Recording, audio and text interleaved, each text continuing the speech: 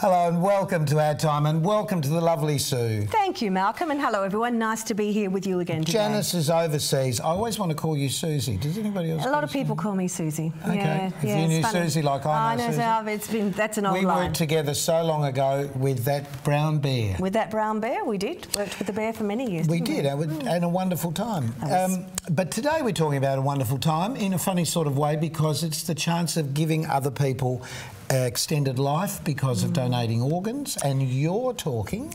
I'm going to be talking to the girls for the book club. Jill and Tasha coming in. What's the book? The book is one of the Agatha Christie's, The Death on the Nile, which was one of my favourites, a really, really good book. I know who did it, I can tell you. No. Because let's go and see Pete. Okay. Thanks, Malcolm and Sue. Now on our time, we're having a chat with Leslie Sheffield from Donate Life South Australia. It's a very important organisation. Leslie, welcome to the show. Hello.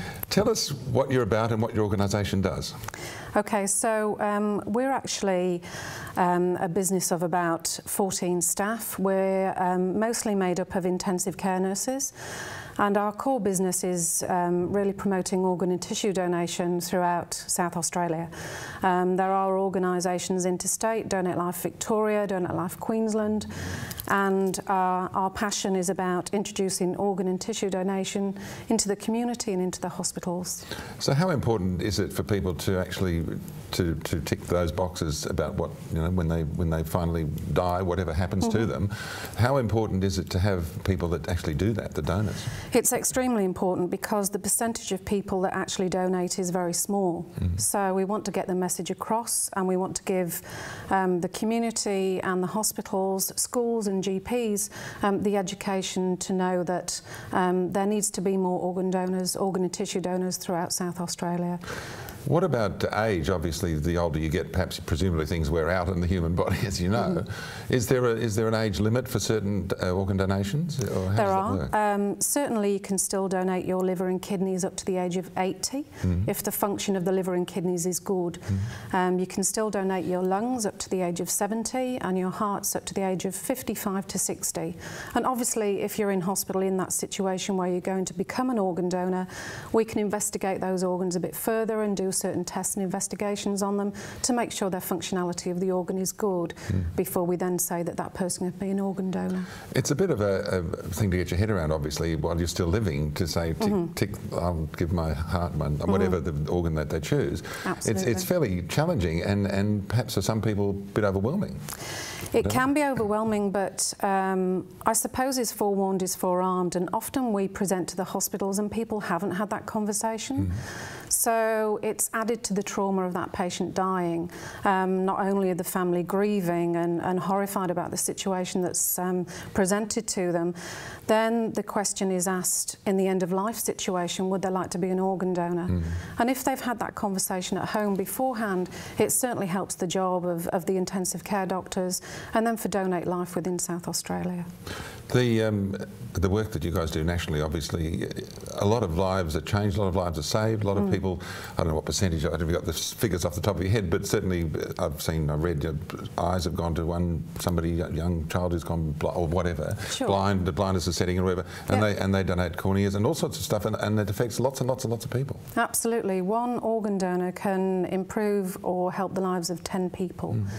So that's with organ and tissue. So corneas and heart valves are described as tissue, and obviously then you've got your solid organs. So one person dying can save up to the lives of 10 people. Gee, that's amazing. Yeah. What about, obviously the family's a bit concerned when one of their loved ones has died, that removing some of these things is going to somehow aesthetically, when they finally say goodbye, disfigure their loved one, and that's not the case. No, not at all. So the surgery is performed by obviously qualified liver and heart surgeons. It's done with the utmost dignity and respect, because obviously that organ is going to then be transplanted into the recipient, so it has to be taken out very carefully. It's just like having cardiac surgery or bowel surgery. There's no disfigurement at all to the body. Obviously there's a scar, but as I said, it's just like having cardiac surgery, and you wouldn't actually know that anything had been removed from that person. So is it frustrating that more people A, aren't aware, or B, don't bother to do this? I mean, obviously a lot of people have perfectly functional bits and pieces that they can hand on, as you say, to at least 10 other people. Yeah, it can be quite frustrating, and that's why there's a national lead with Donate Life Week in August. We're talking again, as I said, to communities, schools, hospitals about promoting organ and tissue donation, because there's not enough education out there. People need to know that it's important in an end-of-life decision that you do consider organ donation, because there are people out there. Last year, I think in South Australia, there were over 1,600 people still waiting for transplants. Okay. And people can die on the transplant list. So when people are thinking of doing this, obviously you think, oh, well, it's not going to happen to me. Well, it will eventually. Is it a thing for families to discuss at any given time? Is there? So we would like you to discover the facts about donation, decide with your family what you'd like to do, and discuss it with your family. So discover, decide and discuss. Because, as I said, if you're presenting to a hospital and you're talking to a family that have previously had that conversation, they know their loved one's wishes and they say, you know what, he did want to be an organ donor. Is it doable in this situation? So, what are the most common things that people donate organs? What is it? Is it heart, eyes, lungs? Yeah, well, it depends what the age of the donor is, but definitely, you know, there are people out there with cardiomyopathy where the heart doesn't pump effectively anymore, so they might need a heart transplant. We have people like Cohen Ashton, the young boy who's got cystic fibrosis. He got a lung transplant a couple of years ago and it's changed his life completely. You have people with liver disease, we have toddlers with liver disease. And then there's renal failure, you know, people with kidney disease that have to have dialysis 3 times a week, stops them from having a normal life. They can't really go out, they can't go on holiday, they can't go interstate. If they receive a kidney transplant, it means the world to them, it changes their life completely. So what's the most fulfilling thing in your experience that you've actually experienced, a young child getting a donation that's changed their life? Tell us a bit about some of the real life things that you've actually seen. I mean, it's a double-edged sword in the fact that you're dealing with families that have lost someone that they obviously loved, and you're now in a situation where they might have had a motor vehicle accident. It's an end-of-life situation and we're asking about organs to be donated, and that can be children as well. And I was involved I've been involved in a few paediatric donations, but when I'm ringing the transplant units and I'm talking to them about could these lungs work, could this liver work, will it be suitable, will the blood group be right, will the tissue typing be right, when the transplant nurse tells me that there is a mother there of a 7-year-old girl that's just got this new liver and she's overcome with emotion because she thought her child was going to die, I can't help but feel that I've done a good job. So, the actual process of putting your name down, how does that work? Do you go in, you fill out a couple of forms, you do it online? Just give us the nuts and bolts of that. Basically, it's on your driver's licence, but we say that's an intent to be a donor. So the best thing you can do is register on the Australian Organ Donor Registry, which is a pamphlet provided by Donate Life or Medicare.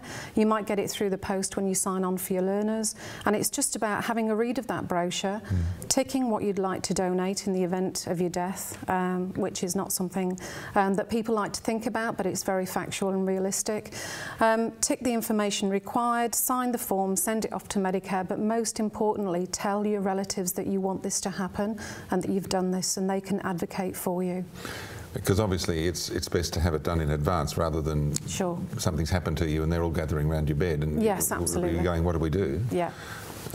So, tell us a bit more about this the Organ Donation Life Week. You know, you're going to schools, hospitals. Do you guys go out there and? We do. So, Donate Life Week is the 2nd to the 9th of August. We'll be out in the community. We'll be out in the schools. We'll be promoting Donate Life throughout Australia. It's national. And if any communities want to get involved, all you have to do is go to the website, go to www.donatelife.gov.au, and there's a community package on there for Donate Life Week, and it means that you can go and spread the word of organ and tissue donation as well, and inform the community and inform people on the streets that this is what organ and tissue donation is all about. So it's a great fulfilling thing that you're doing. And what do people, when they see you in this terrible circumstances, do they have a chat with you and you try and ease them into this? I mean, it's obviously very absolutely painful. Yes. We are all trained intensive care nurses, so we're used to dealing with death and trauma, heightened emotions and bereavement and everything else. And also that we do that in collaboration with our doctors. They're very well versed in donation conversations. They have special training in donation conversations, and they do the ask first, what we call the ask for donation first, and then we go in as donation specialists and obviously give our condolences to the family and find out more about the patient, find out what type of person they were, the life they've led, and try and celebrate that life, but also make it possible for the family to think about donation and consider donation and help them along that pathway, really, help them along that journey. The thing that shocked me, we were talking off air a bit earlier, 23 million people in Australia, and how many nationally was it? Last year I think it was 373 people donated nationally. Gee. Out of about 74,000 people that died in hospital. So it can be lack of education, and we just need to turn things around and try and give the right information to the right people. Well, a lot of people say it's traumatic enough to lose a loved one, but they've just got to, with your help, get this through and actually help at least up to 10 Absolutely. people. And you know what, in the depths of people's despair, sometimes I think when they do go home and they know that they have donated, they do feel comfort in the fact that someone has now gone on to have a better life because of their loved one dying. It's an awful situation, but there's something good that's come out of something really traumatic and something bad. Leslie Sheffield, thank you very much. And if you can help with this organ donation, Donate Life Week, have a look at the website Leslie's told you about from the 2nd to the 9th of August. Leslie, thank you very much for coming in. Thanks.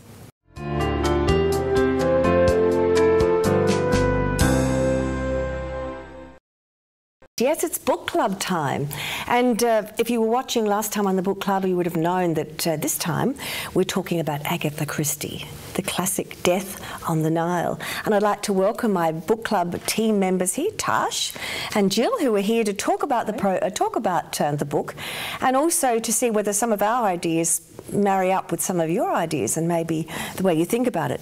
This was such a blast from the past for me because I hadn't revisited Agatha Christie in many, many years. Did you read all of the books when you were younger, or?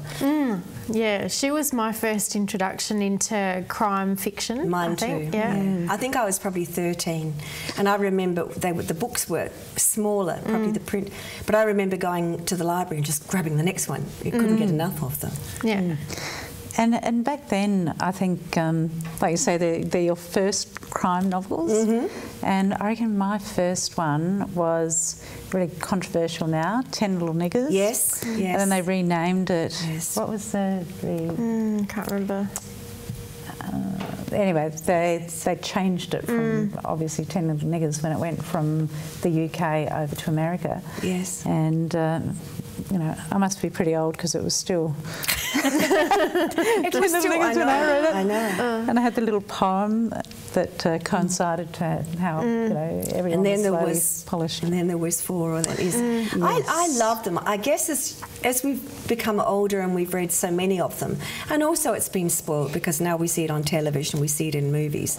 So you're automatically looking for the red herring, if you like. You're looking for that relationship that happened 6 years ago on the boat that nobody else knows about, where there's a connection between the maid and the butler. Yeah. You know, so it's. I think it's spoiled it a little bit. I think perhaps crime has become so much more sophisticated now. We're used to watching CSI and things like that. I like, though, that because they are older now, that it's that time frame. So there's that historical sort of factor in there as well, you know. Particularly the books that she wrote where she did travel. And her husband was, I was reading, an archaeologist. So she travelled with him a lot and worked with him on site, and worked with him. But while she was there, she was taking notes for novels. And so apparently, I've not been to the Nile, but apparently this was. It's quite historical, and it's all pretty accurate of what she saw and going down the Nile. And apparently there are some boats still like that boat. I think it was called the Kanak or something like that. The boat that they went up the Nile in. Yes, yeah. But I have to say that I enjoyed the journey, and I remembered, just a little way in, I remembered who done it, if you like. Yes. And so then it was interesting for me to be able to work out as it was going through. Oh, I see when she did that, or when that shot went off. I still didn't work it out. Didn't you? And like you, I knew forgotten. who had done it. Yeah, Yes. I couldn't work out how they had gotten away with it. It's hard to say too much, isn't it? It's quite a surprise for me too, Yeah. because I'd totally forgotten who had committed the no, murder. I kind of got it fairly early in the piece. And I think Poirot kind of tricked us a little bit.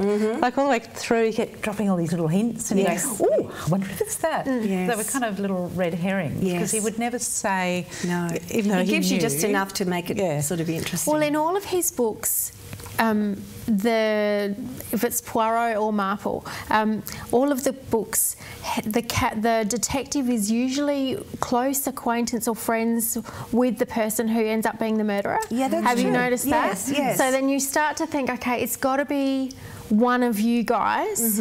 Is it going to be the character who's helping him investigate the murder, or is it going to be one of the other characters who he's befriended? But I kept picturing the cast from the movie, so that helped you? Yeah, that helped. Yeah, because there are a lot of characters in this book. There were a lot of characters, and I had to keep going back and trying. And I was saying to the girls earlier, I'm just now a dedicated electronic book reader. I download them all and I read them on my Kindle, because it's just so easy. It's in my bag, and every time I've got a spare time, I'm flicking through it rather than carrying a book around. So I borrow the girls when we come to talk about the book club, so I can look at the lovely cover and then flick through it. I do enjoy doing that sometimes. Yeah, but I'm still a dedicated. Are you a book reader? Absolutely. Yeah. It's got to be paper. Yeah. No, I've enjoyed doing electronically. It's just the convenience of it. And then because there were so many characters, in my copy of the book there, it had the ship's layout, so you knew what room everybody was in. Yes. So when he's talking about somebody ran this side of the deck and they did this, side, yes. you could flick back to that front see that, section and see where they were all located. Oh, I didn't have that in mind. What do you call that? I don't know. There's a word for it. Where you've got a map in the front. No, the places where they are on a ship. So let's talk about Agatha Christie, the style of her writing and the language. I mean, I was once again in a situation where I was looking at words thinking, well, that's not an everyday Australian language. I'm not familiar with that word, and thinking I better look that one up. Yeah, but they were written like many years ago. 1939 When was it or written? Yes, 30s, yeah. a while I didn't ago. think they were that old. And she was a prolific writer. One of the reasons why I've not enjoyed watching, particularly Poirot, certainly Miss Marple, they've often got that one right.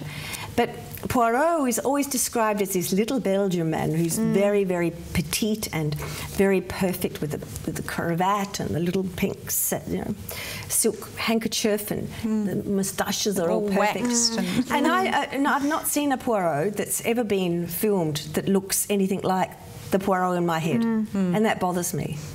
Just doesn't feel right. Yeah, it's Particularly, frustrating. and I love Peter Ustinov, but he's not Belgium. He's not. How do you say a person from Belgium? Belgium-ish. He's not from Belgium. Well, he's not Poirot, anyway. Exactly. No. He's not Poirot. He doesn't get it right. No, Yeah. no. So the style. I wonder whether whether this sort of book is a book that the young ones will read. Whether they would find it interesting, as we did as 13-year-olds, well, as I did as a 13-year-old, starting to read. I definitely think they would. It's because it will grab you. That there are such good characters in there, and because you don't know until right at the end. You know, I think that's what sucks you in to want to know. Well, for me, to want to know what's going to happen at the end. You just keep reading because you're never going to guess. There are so many choices. I mean, That's who right. are you going to choose? Is it the maid, or is it the beautiful woman who's been scorned? Scorned lover. That's one of the appeals to me of the way she writes, in that every character that was on that boat had a motive, really. Yes. Had a reason why Well, they that's could have right. been implicated. Yeah. Well, it was like it could have been the any 10 one of little them. niggers as well. It was. Everybody in that story was guilty of a crime, and they all paid for it. And I love that he gathers them all together at the end. You know, that I'm going Because he to wants to be the explain the master. whole thing, Yes. and I'm going to get you all together and tell everybody why all the rest of you could have done it. Yes. But then I'm going to tell you who did it. Yeah. What about in the end? You get robbed anyway because of... Actually, I probably shouldn't say how it ends. But I'm not sure. We've actually had this conversation whether we're on spoiler alert, whether people who are watching now will go, oh, I better read the book, and we've spoiled it because we've told you who done it, so we figure we can't. But I reckon probably everybody, although you didn't remember, did you? No, I did. You didn't. I didn't. Yeah. I remembered, yes, so we're not going to spoil it, but yeah, but it does all tie in nicely at the end. No, and she's ruthless. You know, you get to know these characters, and you go, oh, you know, she's a really jolly nice. I know what you're talking about when they got off the boat. Oh, yes. And then she's been so hard done by. Yes. Yes, and you sort of form an association and a relationship with these characters. With many of them. And all of a sudden, they're just gone. They're just like, oh, she got shot in the head last night. That's right. Yeah. I did feel very... She got stabbed. Yes. And he got poisoned. And, yes, you know, yes. Just, Yeah. No, she always ties up loose ends beautifully. And she's written plenty of books, so you never run out of them, do Well, you? my favourite one, I think, is either the death or the murder of Roger Ackroyd. Oh, I remember that long while ago. never guess. That one. No, I better get that one again. You never guess it. You know, it's when you run out of books to read. It's not a Miss Marple or Poirot one. It's not. No. It's a different one. Murder Roger Ackroyd. Roger Ackroyd. Look at that one. I reckon you should have great parties. Like, okay, let's have a Death on the Nile party, and you sort of read bits out of it and see who can guess who. Well, there's another idea. That's another. Always looking for new ideas. As long as you get to dress up in the costumes. Well, we're going to continue to talk about classic novels, and the one that we've got coming up shortly is one that I don't think I've ever read, so it's interesting. But I just love to compare the different styles. So today it's been Agatha Christie's Death on the Nile. Have a look at it, and go on when you're at the library, have a look at some more of Agatha Christie's, because she does have a fascinating style, and it is a good read. And you'll enjoy this one. I think it's probably one of her best, and hopefully you haven't seen the movie, so you won't remember who done it. And she's prolific. She is prolific, so there are plenty of them. You'll never run out. So next time on the book club, what have we got? Oh, we're going to be doing the next one, the Anita Diamond book, The Boston Girl, which is fascinating. So I hope you can join us then. That'll be up in 4 or 5 weeks' time, so I hope you can be with us then.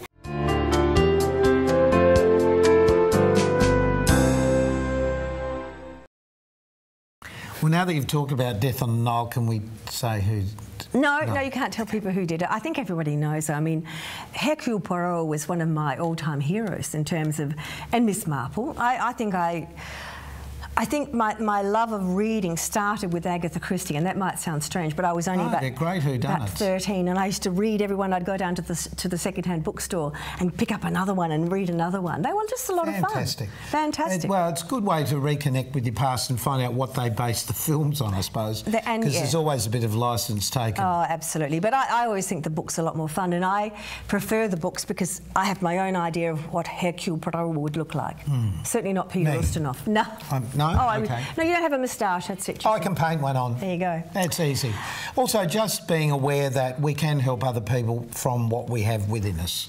That's always good to remember, and we gave you a lot of information there. So until next time on Our Time... Hope to see you then. Keep well. Bye.